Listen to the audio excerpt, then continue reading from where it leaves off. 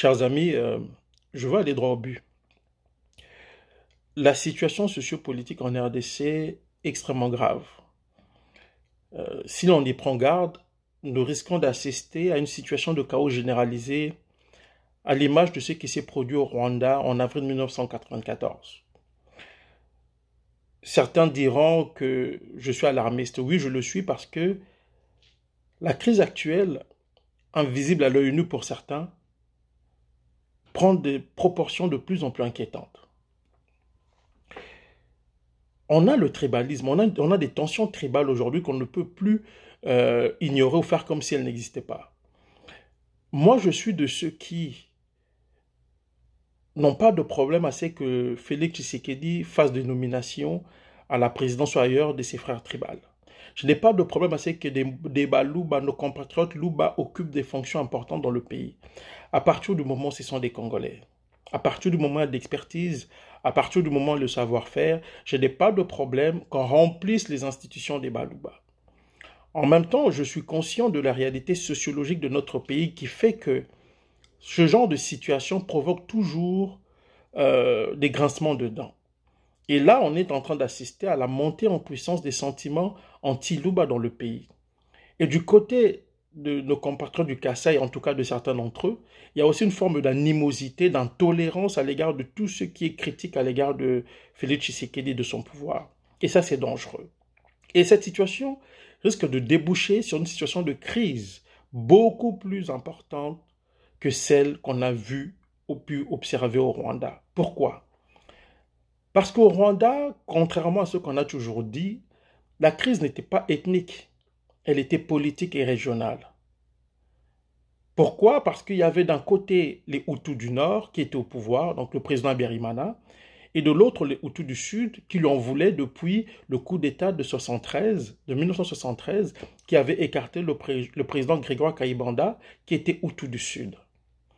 Et les tensions ethniques au Rwanda n'ont pu être observées qu'après la guerre d'octobre 1990, imposée au pays par le Front patriotique rwandais de Paul Kagame, donc le FPR. C'est seulement à partir de ce moment-là qu'on a pu observer des sentiments, des tensions ethniques entre d'un côté les Hutus et les Tutsis. Mais les choses étaient beaucoup plus complexes. Pourquoi? Parce que les Hutus qui étaient contre les Tutsis, c'était les extrémistes Hutus. Mais de leur côté, ils avaient quand même des alliés Tutsis aussi. Et du côté du Front patriotique rwandais, il y avait des Hutus qui le soutenaient aussi. Donc au Rwanda, encore une fois, la crise était politique et régionale. Donc les Hutus du Nord étaient proches des Tutsis de l'intérieur et le Front patriotique rwandais, donc le parti de Kagame, était proche des Hutus du Sud et de certains Tutsis, bien entendu. Et quand il y a eu le génocide, on a assisté à des situations ubuesques parce que, contrairement à ce que l'on dit, ce n'est pas les Hutus qui ont massacré les Tutsis, non. Les extrémistes Hutus ont massacré des Hutus, considérés des Hutus de l'opposition. Les extrémistes Hutus ont aussi massacré des Tutsis qui étaient soupçonnés d'être proches de Kagame. Et du côté de Kagame, donc du côté des Tutsis, on a massacré des Hutus, mais aussi des Tutsis de l'intérieur, qui étaient considérés comme des traîtres à partir du moment où ils étaient restés fidèles au régime du président Juvenal Habyarimana, qui était Hutu du Nord. Et parmi les personnes qui ont été tuées d'ailleurs par les Tutsis, il y a le père du chanteur Corneille, Émile Nyongora, qui était proche du président Habyarimana, qui a été assassiné le 7 avril 1994 au matin par les éléments du FPR de Kagame. Donc des Tutsis qui ont tué un autre Tutsi, et Émile Nyongora a été tué avec toute sa famille.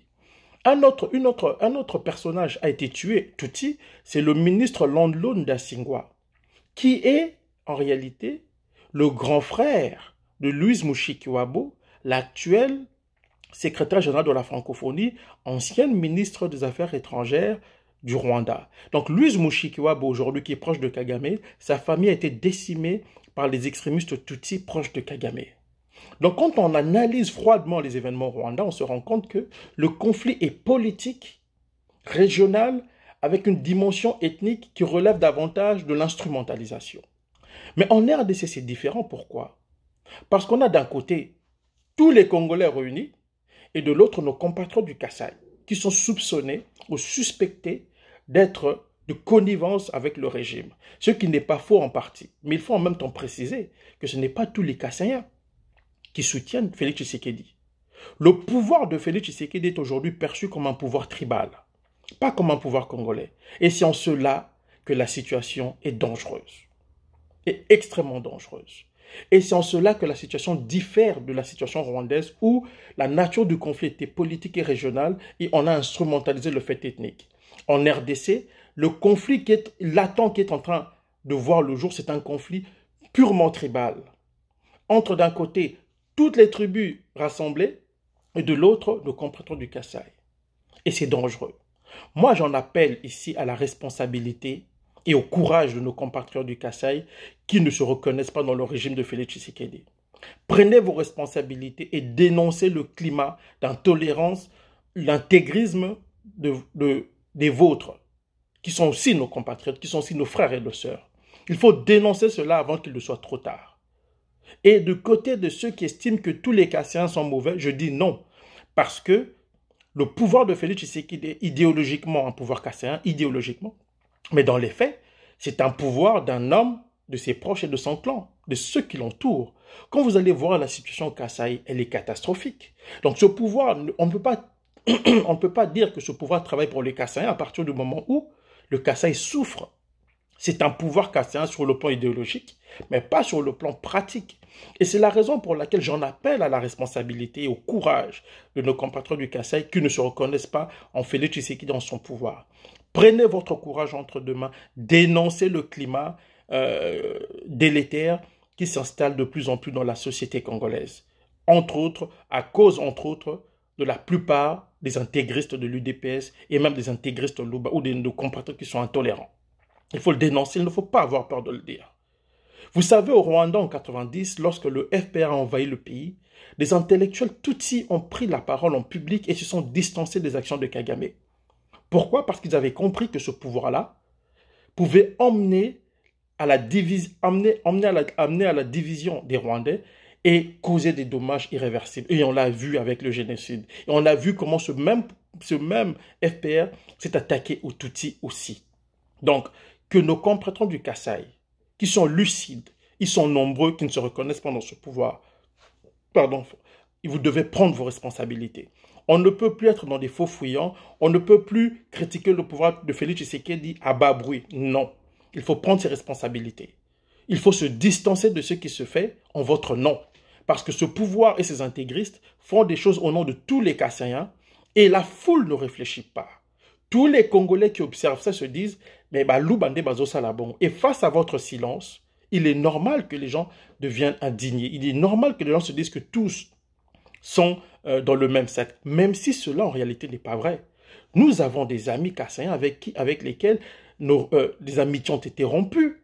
Des distances ont été créées à cause de ce pouvoir. Que ceux de Kassaïens qui s'estiment congolais d'abord avant d'être Louba prennent leurs responsabilités.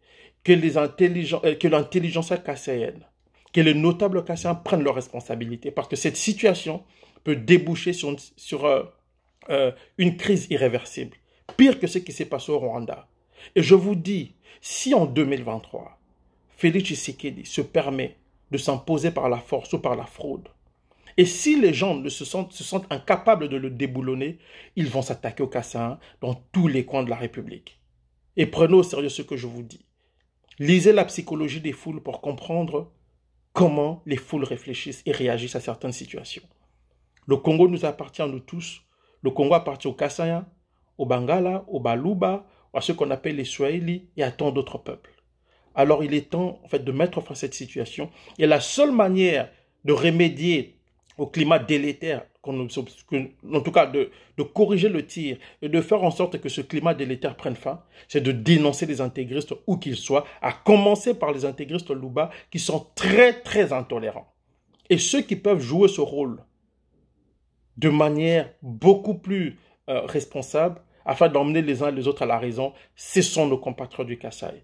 Prenez vos responsabilités. Je sais qu'il y a beaucoup d'entre vous qui ne se reconnaissent pas en ce pouvoir, qui le critiquent d'ailleurs. Faites-le en public pour que d'autres Congolais puissent comprendre et puissent voir que cette affaire n'est pas une affaire des Kassaïens, mais d'un groupe de gens qui jouit des deniers publics au mépris des vies kassaïennes,